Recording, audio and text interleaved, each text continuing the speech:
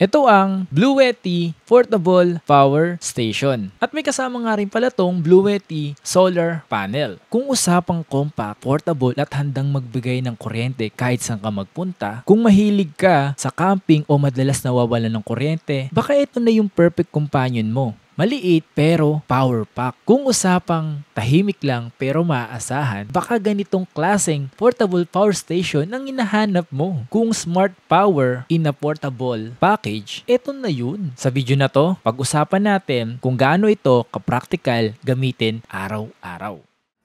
Yo, what's up sa inyo mga pangs? Kamusta kayo? Isang maganda at masayang araw na naman ang pagsasamahan natin ngayon sa panibagong araw, panibagong video. And today is meron tayong i-review. Kung makikita nyo mga pangs, eto, pinakabago. Ito nga pala ang Bluetti Elite 10 B2, isang portable power station na may kasamang PV100, 100 watts solar panel. Kung naghahanap kayo ng reliable na backup power, kung gusto mong mag-solar setup kahit nasa bahay ka lang, panoorin mo tong video na to. Bluetti Elite 10 Portable Power Station. Meron siyang kasamang ganito. Paggagamitan ng solar panel. Ito yung power cable niya. User manual. Ito yung warranty card. Check this out. Wow! Look at this. Bluetti. Wow. 200 watts, 128 watt-hour. So, this is the DC output. Yung 12 volts. Open. AC, DC. So, dito meron ditong USB Type-C na merong 100 watts. Na USB-A para sa 15 watts. At siyempre, USB-C para sa 15 watts. At USB-A, 15 watts. This is a power station. At dito sa side na to, ito yung kanyang AC output na merong 230 volts, 200 watts. At ito yung kanyang power cord. Ito yung kanyang AC input. Ito yung power button. At siyempre, kung makikita nyo, ito yung kanyang LCD display. Ito nga pala yung kanyang light button. Tapos ito yung kanyang LED light. Ito yung light button niya. So, pinutin nyo lang siya. Ayan. And then hold nyo lang siya. Ito yung kanyang charging limit. Gusto ko lang magbigay sa inyo ng quick comment pagdating sa kanyang design at build quality. Unahin ko ang kanyang design. So sa design niya may pagka-minimalist, simple ang layout ng force at malinaw ang LED display. May pagka-matte finish, nagbibigay ng eleganting look at hindi madaling kapitan ng fingerprint. At siyempre pinakamalapit dito, portable, yung madaling dalhin dahil sa compact ng laki. Pinakamaganda nga rito yung pagka-friendly user niya, yung malinaw yung screen, yung nakikita yung status indicator like yung input, output at yung battery. Papunta naman tayo sa kanyang build quality. Alam niyo naman mga pangs, ito ay merong solid at durable. Mukhang gawa sa matibay na plastic housing na hindi basta-basta mabibitak. Yung tight fit and finish, yung walang halatang gaps or loose part, may indication talaga na maganda yung pagkakagawa nito. Isa sa pinaka nagustuhan ko dito, yung may pagka-premium feel sa overall handling, mukhang maaasahan at hindi cheap ang pagkakagawa. Yun yung nakita ko dito. Yung pinaka masasabi ko dito sa Bluetti Elite 10, yung pagka-minimalist niya at siyempre solid na build quality, compact, premium looking at mukhang pangmatagalan sa paggamit. Yun talaga yung nakita ko dito sa Bluetti Elite 10.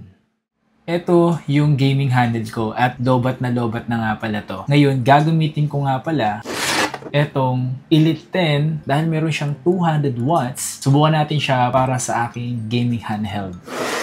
Ito yung kanyang charger. So, ginamit ko nga pala is yung phone at yung aking gaming handheld. Nakita nyo naman dito sa output niya is 136 watts yung kinakain. At kung makikita nyo rin dito sa kanyang battery is ganyan po kabilis na mabawa sa kanya. 33% na lang siya. Etong gaming handle ko maapangas is nasa 140 watts yung kailangan. Dahil etong Elite 10 natin is nasa 200 watts. So pasok na pasok pa rin siya para doon sa ating gaming handheld. Ayan, kung mapansin nyo naman is meron na agad siyang 4%. Kanina is 0 talaga to as in walang charge. Ngayon nakapag-charge na siya agad ng 4%. At yung watt-hour nga pala ng gaming handheld ko is nasa 44.4 watt-hour. So ilang beses mo siya magagamit etong Elite 10 sa pag-charge ng gaming handheld. So pwede na, not bad, diba?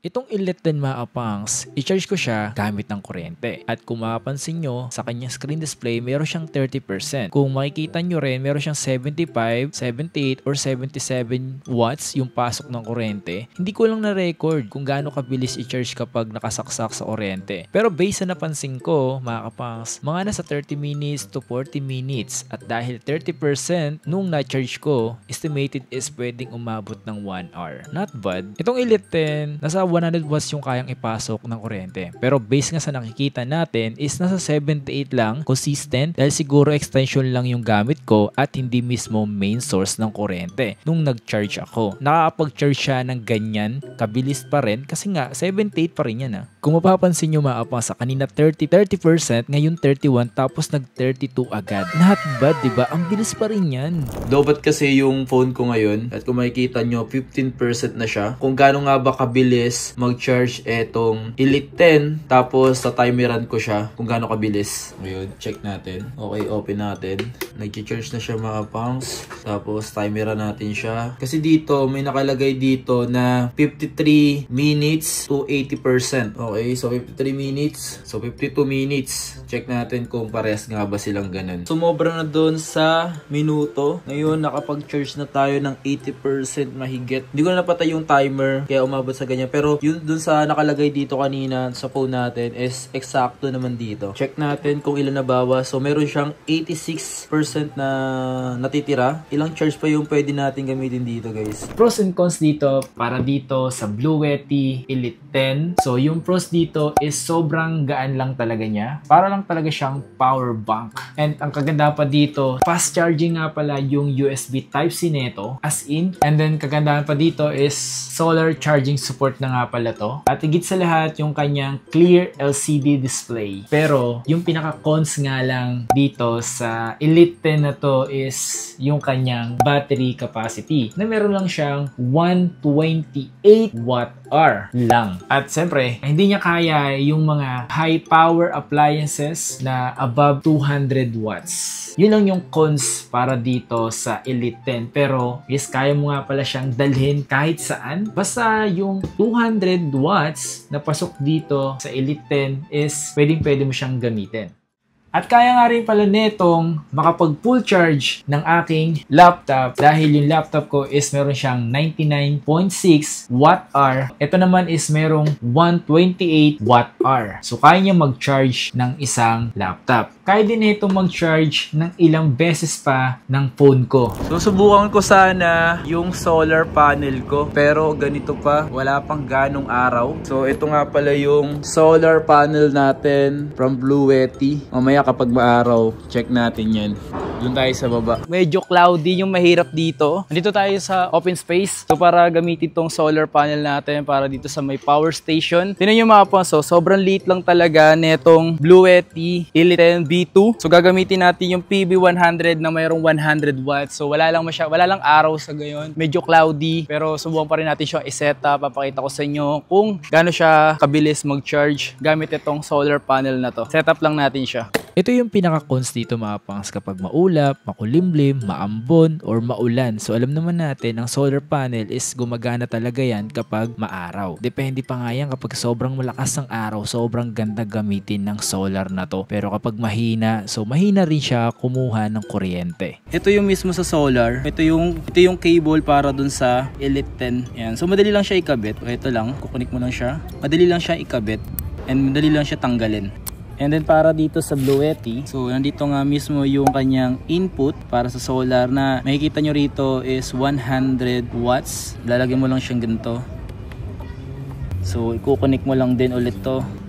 Sa mga oras na tumaapang, hindi talaga malakas yung araw or yung tirik ng araw. Kaya naman di tayo makapag-expect dito ng sobrang lakas or sobrang taas ng watts papasok dito sa solar panel. Okay, so dito is meron siyang 31, 35 na input na pumapasok para dito sa solar natin. So medyo bumababa siya dahil sa araw nga. Pero check natin, tingnan nyo, nag-charge na siya. Ano? Yung 31, so pag lumalakas yung araw is tumataas din yung watts na pumapasok. 60 watts, 59 watts, guys. Depende. Check na lang natin siya. Humihina eh. Kapag humihina yung araw, so humihina din yung pag-charge niya. Kung nakikita nyo, yung setup natin. Perfect nga pala gamitin yung mga ganyan. Lalo kung mga small gadgets lang naman yung dala nyo. Pwede yung ganito. Kung mahilig kayo mag-camping, small gadgets lang yung dala-dala nyo. Yan, perfect na yan. Ganyang Blue Yeti Elite 10 B2. Yan, mas tirik yung araw, mas malakas yung konsumo ng solar. Diba? Mas effective talaga siya. Check natin kung gaano siya kabilis mag-charge. Ayan, so kapag walang araw, ang pumapasok lang sa kanya is 15 watts. So mabagal talaga mag-charge yan kapag ganyan. The more na mas tirik ang araw, the more na mas malakas mag-charge. Dapat umabot siya ng at least 100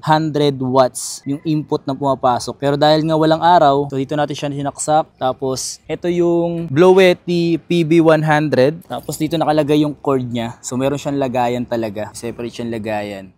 Kung mahilig ka mag-camping at dala mo lang yung mga malilit na power bank para magkasya lang sa inyong mga bag or kung ano man dala-dala nyo, ito yung pinaka-perfect na dalhin. Ito ang Blue Yeti Elite 10 B2. At na meron siyang solar panel na PB100 na merong 100 watts. Ito yung perfect combination na dadalhin mo sa camping. Kasi nga, hand to carry, magaan lang. See? At kung mga small gadgets lang naman dala-dala mo, ito yung perfect. Dahil nga, maliit lang siya at kaya mo siyang ilagay sa bag mo. Kung may dala ka lang laptop, tablet, or mobile device, o kaya na itong mag-charge para hindi ka mag-isip na baka malobat to, dapat dalhin mo rin yung solar panel niya. Isipin mo, hindi mo na kailangan mag-charge sa bahay nyo. Dalhin mo lang to, automatic na mag-charge. Isipin nyo naman, kahit saan ka magpunta nito, is kaya mo siyang dalhin. Perfect gamitin sa mga small pan, laptop, or mga mobile device. Kung nagustuhan mo yung mga ganitong video, maraming salamat sa pag-appreciate. Siyempre mag-like and subscribe. Maraming salamat. Thank you. Peace.